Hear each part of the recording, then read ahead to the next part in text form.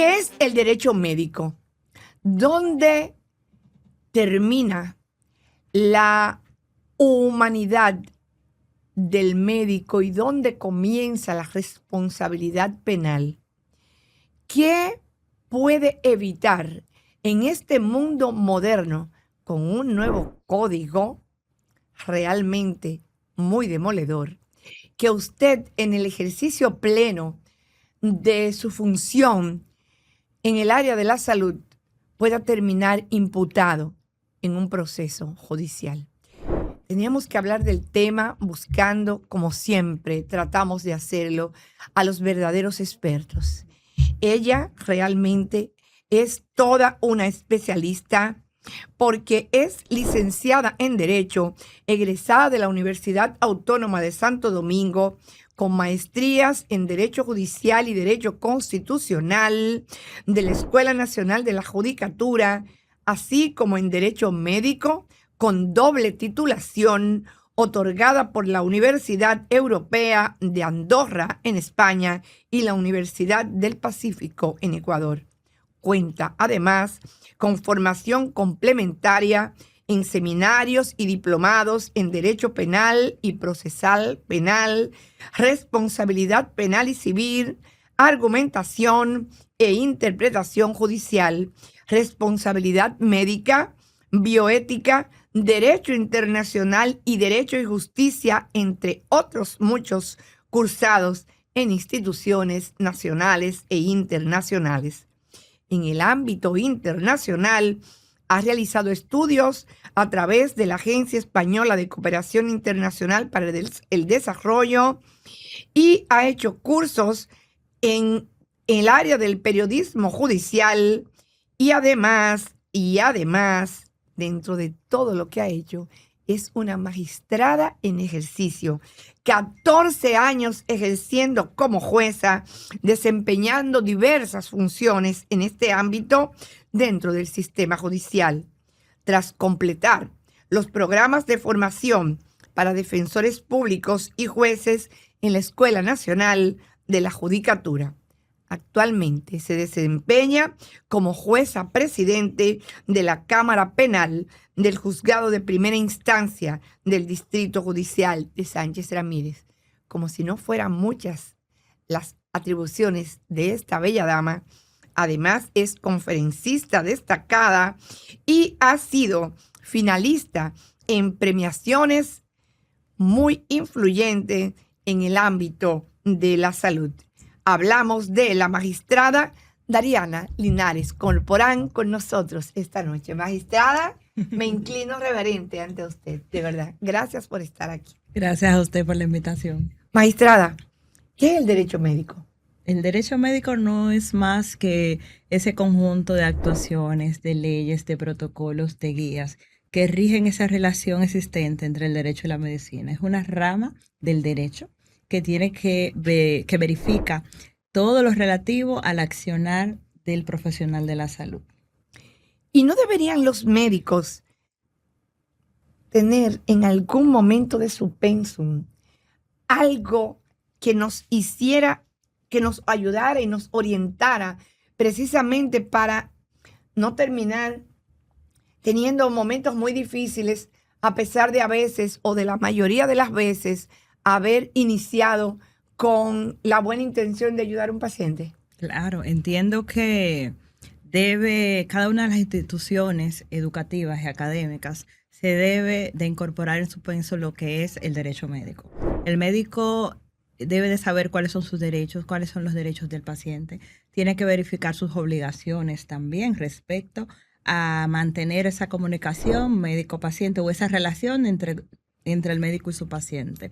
Entendemos, y soy de la que propugna que sí, que debe haber un derecho médico en cada institución, en cada universidad, a los fines de que el médico, ya que todas las asignaturas que se le imparten van relativas a los conocimientos científicos. Exacto. Entonces yo entiendo que debemos de reforzar tanto los conocimientos éticos como la parte legal, donde el médico sepa que ese accionar que tenga va a devenir en responsabilidad y por eso debe realizarlo con prudencia, con diligencia y consciente de la función que tiene. que es bastante importante, ya que Así es. trabaja a los fines de proteger lo que es ese derecho a la vida y ese derecho a la salud que tiene todo ciudadano. Cuando me tocó titularme como especialista en el área de la cirugía, las cosas eran diferentes.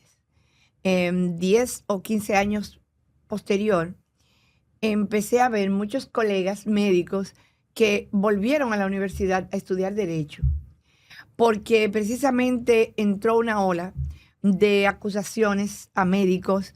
Algunos incluso tuvieron que pagar durante varios años de cárcel por situaciones que, como siempre decimos, no fueron intencionalmente provocadas, pero de una u otra manera lesionaron el derecho de los demás, el derecho del paciente. Y bueno, al principio no se tenía un equipo con el expertise suficiente para que lo pudiese defender. Se habla incluso de que los jueces no conocen absolutamente nada de medicina, y a veces incluso en medio de un cuestionamiento, tú tratar de explicarle, por ejemplo, a un juez por qué tardaste en bajar a evaluar ese paciente en el área de la emergencia porque estabas con otro paciente, por ejemplo, que tenías que enviar a la unidad de cuidados intensivos, etcétera. A veces el juez no lo entiende, pero en el medio se queda el médico. Y es una realidad, señores, que se quede el médico, porque en este momento me llegan a la cabeza varios colegas que algunos estuvieron y otros todavía están cumpliendo una pena que la mayoría de nosotros consideramos que era injusta porque no hubo intención, pero se produjo. La realidad actual en el área específica del Poder Judicial, además de usted, hay otros que tienen el expertise en derecho médico, magistrada. Bueno, los jueces no sabemos de medicina realmente, pero los jueces sí estamos preparados para conocer tanto en la parte civil como en la parte penal cualquier caso de responsabilidad médica. Creo que, y sin miedo a equivocarme, creo que maestría en Derecho Médico, creo que hay otra juez y yo, que tenemos maestría y, o sea, conocimiento más especializado sobre el área. Es una realidad de que el médico en la actualidad se está preocupando un poquito más por conocer o tener conocimiento de asuntos legales. Tenemos muchísimos médicos que han estudiado derecho y es por la misma falta de ese derecho médico que tienen las universidades, porque no tuvieran la necesidad de hacerlo si conocieran un poquito de cuáles son sus obligaciones, de su derecho y cuándo ese derecho va a intervenir, cuándo se da esa relación entre el derecho y la medicina. Si supieran o tuvieran conocimientos, no tuvieran la necesidad de hacerlo. Los que lo han hecho tratan o porque han pasado por algún proceso judicial para tomar conocimiento o cuando les toque, porque también me lo han dicho. Además de mis funciones de administrar justicia, soy la coordinadora del Diplomado de Responsabilidad Médica impartido por la UAS. Y de todos los grupos que he tenido, siempre hay médicos que han estudiado derecho, que se han preocupado. Y también realizan el diplomado a los fines de poder entonces verificar cuándo el médico puede incurrir en responsabilidad. Entiendo que sí, y más ahora con la implementación del código, también los médicos han tomado o han querido tomar conocimiento de asuntos legales también. El código. Después de usted vamos a tener otro invitado que nos hablará precisamente de esa situación que tienen los médicos en este momento, los tiene muy preocupados, que es precisamente el nuevo Código Penal, donde hay una serie de cosas que van a cambiar completamente la relación médico-paciente. ¿Conoce usted algo en relación al código? Bueno, el código va a ser una redefinición de lo que es el rol de los profesionales de la salud. Lo va a llamar a que trabajen con más cautela, con más prudencia, con más diligencia. Habla también el código, una de las bondades que trae el código es respecto a ese consentimiento informado. De hecho, varios de los delitos establecen que como requisito o elemento constitutivo para que se dé ese delito tiene que ser el consentimiento de la persona. Si no se tiene ese consentimiento, incurre en ese delito. O sea que el código lo habla de manera expresa. Sí entendemos que algunas de las sanciones establecidas son muy drásticas. Por ejemplo, tenemos el aborto, que en caso de muerte de una mujer lleva hasta 30 años. Entonces, esa parte sí entendemos que es relativo a las penas. Pero lo demás situaciones lo que busca realmente es que el médico tenga un ejercicio un poquito más prudente. También hay aspectos que ya el colegio médico lo está ventilando. De acuerdo a su experiencia, ¿podría haber alguna revisión o tal vez qué? No sé. Sí, entiendo que el Tribunal Constitucional tiene que darle respuesta, tiene que verificar cuáles son los reclamos de ellos. Algunos entiendo que son considerables respecto a las sanciones, respecto a lo que es la imprudencia consciente que se le estableció en ese atentado a la vida, lo que es el homicidio involuntario, en el cual establece de que si la persona, o sea, no fue destinado solo para el médico, sino que dice que si la persona entiende o sabe a sabiendas de que su imprudencia, su negligencia, su inobservancia puede traer consecuencias y aún así asume ese riesgo, entonces será responsable. Entonces entendemos ya que por ese artículo, y he escuchado varios médicos decir que van a tener que realizar una medicina defensiva y todo eso va en detrimento del paciente. Claro, definitivamente. Se me ocurre plantearle este caso, que me llegó a tocar en varias ocasiones.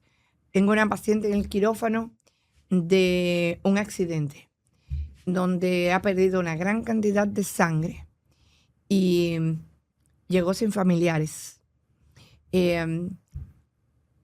Ni el médico chino puede hacer un buen trabajo sin reponer el volumen sanguíneo que necesita el paciente. Lo rutinario y habitual es que si hay un familiar fuera, tú mandas a decir que se necesita sangre, que esto y aquello, pero si llega la persona que fue recogida en la calle, la llevan a un hospital, su vida está muy comprometida, la entran al quirófano, llaman al cirujano, empezamos a operar y digo yo, mira, este paciente sigue perdiendo sangre al anestesiólogo, el anestesiólogo llama a la enfermera, mándame a buscar una pinta de sangre que cruce en la paciente y en el transquirúrgico esa persona es transfundida a veces con 1, 2 y hasta 3 o 4 unidades de sangre en la medida de lo necesario para mantenerle la vida al paciente. Luego que el paciente está en recuperación y se entera de que fue transfundido y viene y te dice, yo soy de una denominación religiosa o tengo una concepción filosófica que yo no quería que me pusieran sangre. Y he visto colegas llegar a la justicia con casos como este y tratar de explicarle al juez cuando el juez le dice, pero pudieron ponerle solución sanguínea, solución isotónica, esto, lo que fuera, suero, pudieron... No, es que nada podía preservarle la vida a la paciente que no fuera la sangre. Entonces, ese es un caso. Situaciones que hay que tomar. Estamos haciendo un procedimiento de una paciente embarazada. Su vida está comprometida y hay que a veces que, lamentablemente, tomar la decisión de tener que interrumpir ese embarazo en medio del procedimiento. O sea, se va a perder ese producto, pero tengo la madre que se me está yendo y si se va la madre también se va el producto. Entonces tomo la decisión de salvar a la paciente. Pero luego me viene una demanda por un abogado que consiguió esta paciente porque yo no le preservé su embarazo o porque yo ahora utiliza unos términos muy singulares, le desviví a su producto. ¿Qué hacer? ¿Qué hacer, magistrada, ante casos como estos? En medio de la situación, nos amarramos las manos. O sea, estaba hablando de que el médico necesita, así como el juez, el derecho de su íntima convicción en muchos casos para poder trabajar. Y sí tiene que seguir teniendo fe pública, como hasta ahora la tiene. O sea, yo hice esto sí, en base a mi conocimiento, a mi experiencia, a mi criterio, porque al final el interés y el objetivo de el 99.99% de la mayoría de los facultativos del área de la salud es preservarle la vida al paciente. ¿Qué hacer, magistrada, con cosas como esta? Bueno, el médico en casos de emergencia no necesita consentimiento informado. Lo puede dar ese consentimiento si el paciente no está en condiciones, cualquier familiar que tenga, o puede también tomar la decisión en casos de emergencia, lo que es el médico tratante o la junta médica. Ahora bien, en los casos en que la persona, a través de su principio o su derecho a la autonomía de la voluntad, establece al médico de que no necesita, en caso de que haya que hacerle alguna transfusión, de que no se le haga. Y no solo la transfusión, hay personas o pacientes que dicen, en caso de necesitarlo, a mí no me intuben. Y no me resuciten, no me den maniobra. No me reanimen tampoco. Sí. Entonces, todo eso lo hacen en base a sus derechos, al derecho que él tiene de decidir sobre su cuerpo. Y todo eso es válido. Naturalmente. Si están previamente establecidos, incluso ya en los centros, hay que firmar una cantidad de cosas para esto. Exactamente. Pero estamos hablando de casos de emergencia. En casos de emergencia, donde la persona no ha dado su consentimiento, el médico fue formado para salvar vida. Y así debe de hacerlo. Debe realizar todo lo necesario para salvarle la vida a esa persona, independientemente de que no tenga un consentimiento expreso, porque en ese momento de emergencia no es posible obtenerlo. Ahí tenemos también los casos de estado de necesidad, donde el médico realiza, por ejemplo, una amputación sin consentimiento alguno. ¿Para qué? Para salvar la vida de ese paciente. Así es. Entonces, con relación a las transfusiones de sangre, si no hay un documento o una comunicación previa en el consentimiento informado, el médico debe de actuar y entiendo que por eso no debe ser judicializado ni siquiera. Ahora bien, en caso de los menores de edad que no pueden, que ha dicho el Tribunal Constitucional, de que ese interés superior del niño va por encima de cualquier cuestión religiosa de los padres, en ese caso igual el médico debe de actuar, ya sea en emergencia, y también debe de actuar si el menor lo necesita porque está amparado y es una causa de justificación. Que los padres, exactamente. Entonces, a los fines de resguardar ese derecho o ese interés superior del niño. Pero con los adultos tiene su derecho a la autonomía. Si ellos entienden que no hay que reanimarlo, que no hay que realizarle cualquier procedimiento, entiendo que si se hizo una conversación previa con el médico no debe hacerse. Pero en emergencia no hay quien dé el consentimiento y el médico tratante es el que sabe qué debe hacer. Último ejemplo que le voy a poner antes de ir a la pausa.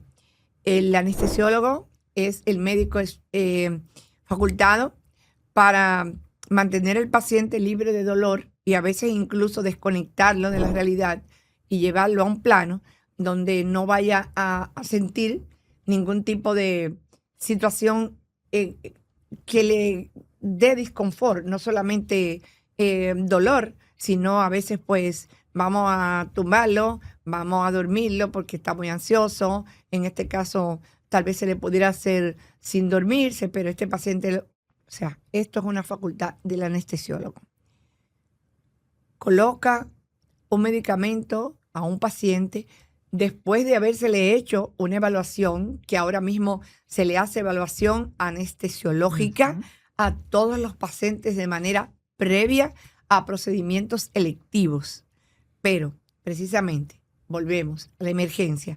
Se le coloca un medicamento a un paciente y hace un cuadro de anafilaxis, o sea, un cuadro de alergia, que incluso puede comprometerle la salud y a veces hasta la vida. En medio del quirófano, el paciente colapsó, sencillamente porque tenía un componente alérgico importante y aunque se manipuló y no se le pudo sacar del cuadro. Después vienen las demandas. ¿Qué hacer? Y sigo en los casos de emergencia porque los casos electivos son cómodos, la mayoría. Son más cómodos, claro. ¿Qué hacer? Vamos a una pequeña pausa. Vamos a dejar la respuesta de la magistrada para cuando regresemos de la pausa. Mucha atención. Si usted tiene a algún amigo, familiar relacionado médico, este es el momento de llamarle y de decirle que sintonice este programa. Regresamos en breve.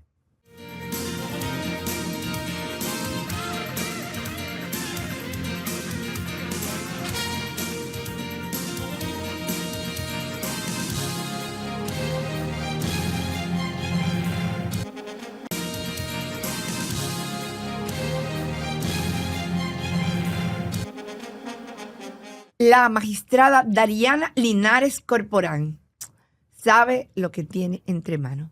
Conoce el derecho médico a la perfección. Si usted no pudo ver la primera parte de este programa será repetido y luego estará en nuestro canal de YouTube. Si tiene algún familiar relacionado o usted mismo está en el área de la salud, este programa debe ser visto por esas personas. Antes de ir a la pausa, le dejábamos una última pregunta a la magistrada. En el caso de una situación de alergia específica, de un cuadro anafiláctico en medio de un proceso quirúrgico de emergencia, después de administrarle un medicamento por parte del anestesiólogo que al final provoque una situación de alta envergadura para la salud y tal vez hasta para la vida de ese paciente. Volvemos, emergencia como quiera, pero mire, le hago el hincapié porque es que hemos tenido muchos colegas sudando la gota gorda con casos de este tipo. Bueno, en casos, y eso es lo rico del derecho médico. Y déjeme decirle que el médico no trabaja con máquinas perfectas, trabaja con el cuerpo humano, que es bastante impredecible. Lo que a mí puede salvarme la vida o curarme X enfermedad, para usted quizás le puede crear una alergia, puede empeorarle la salud o puede incluso poner en riesgo su vida. Así mismo. Entonces, el médico tampoco hace magia, no tiene una varita mágica, porque tampoco sabe cómo el cuerpo le va a reaccionar a diferentes medicamentos. Así mismo. Cuando se tiene un procedimiento ya pautado, se realiza o debe realizarse por el anestesiólogo una prueba de alergia, ¿verdad? A ver si es anestesia y cómo le va a funcionar. Pero en los casos de emergencia, no hay tiempo de realizar la prueba. Ya es una decisión del anestesiólogo qué tipo de anestesia va a aplicar. Entonces, en estos casos tampoco necesita el consentimiento de que el paciente le diga, sí, anestésiame entero, duérmeme entero, solo una parte. No hay forma de hacerlo. Entonces, ya es un riesgo.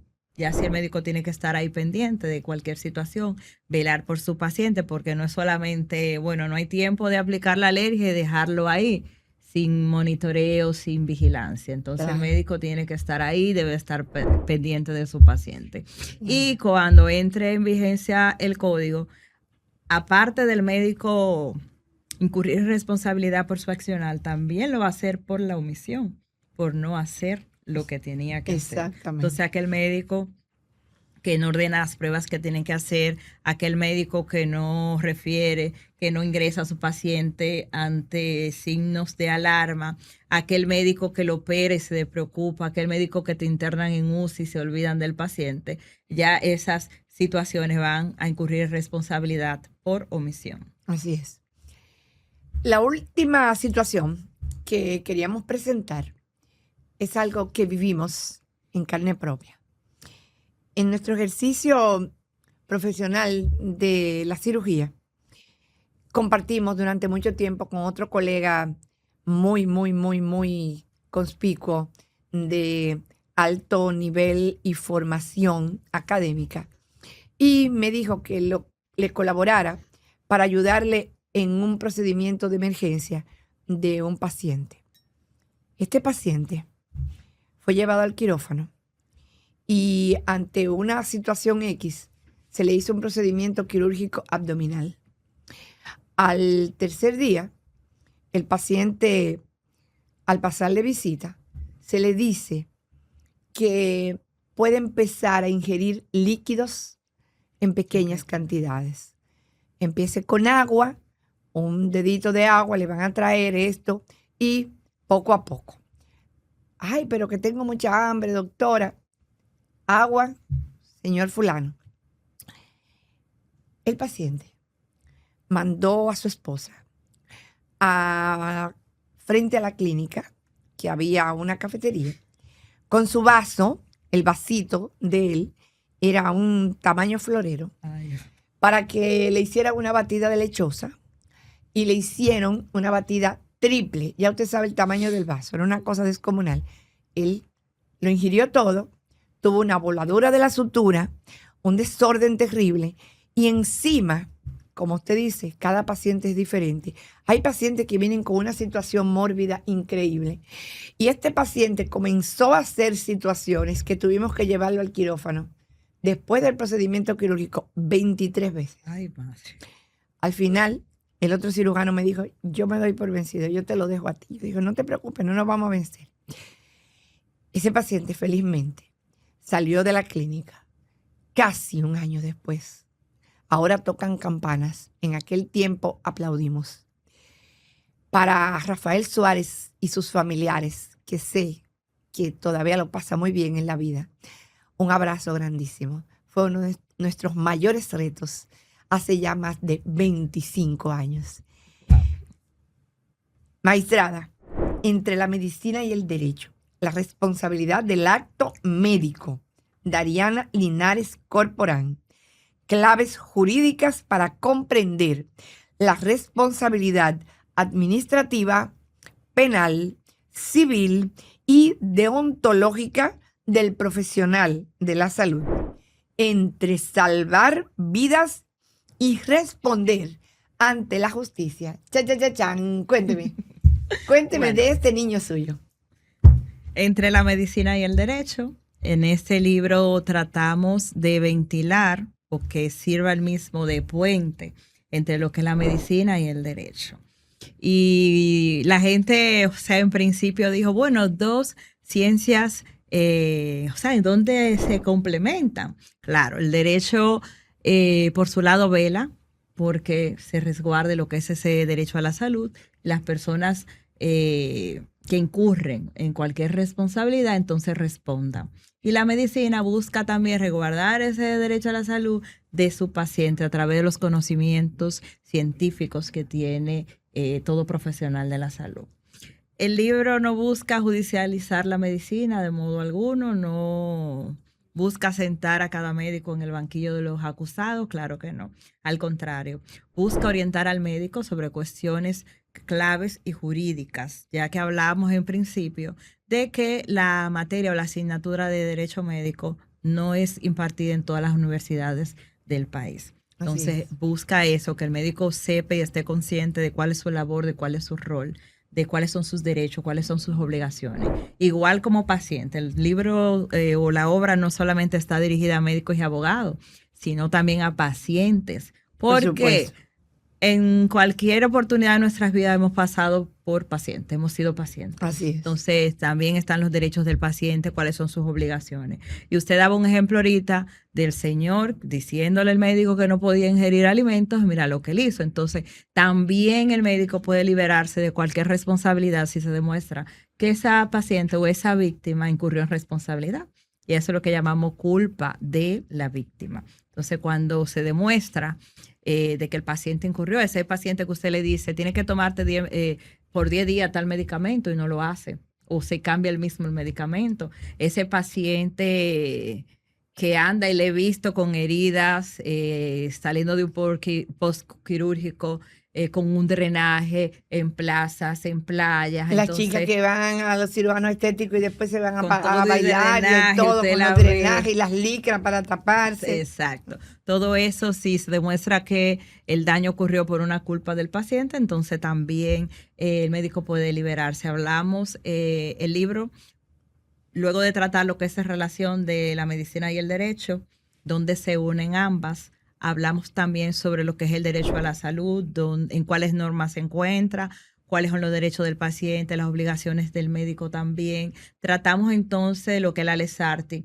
y cuándo el médico entonces incurre en responsabilidad.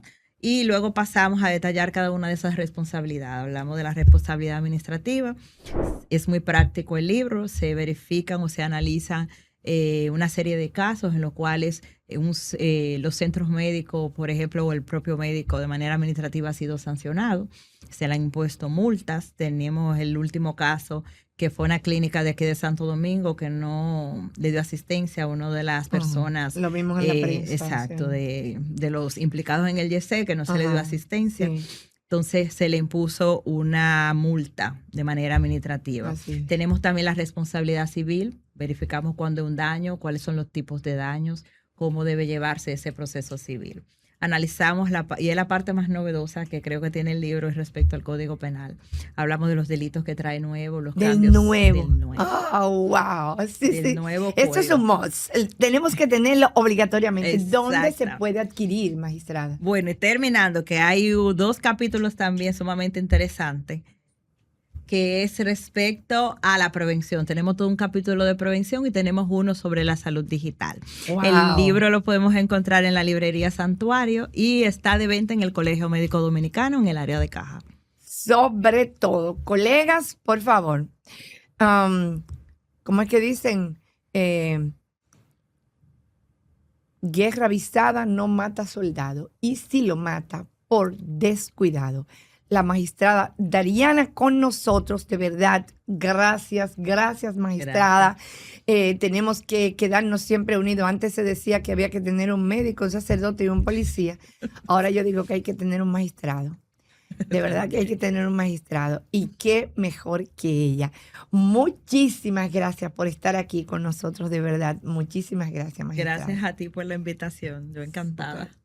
Continuamos con el desarrollo de este programa, que será entero sobre precisamente los nuevos retos que enfrentarán los profesionales de la salud a partir de la entrada en vigencia del nuevo Código Penal. Eso es ahorita, apenas unas semanas nos quedan, menos de 3 meses. Regresamos.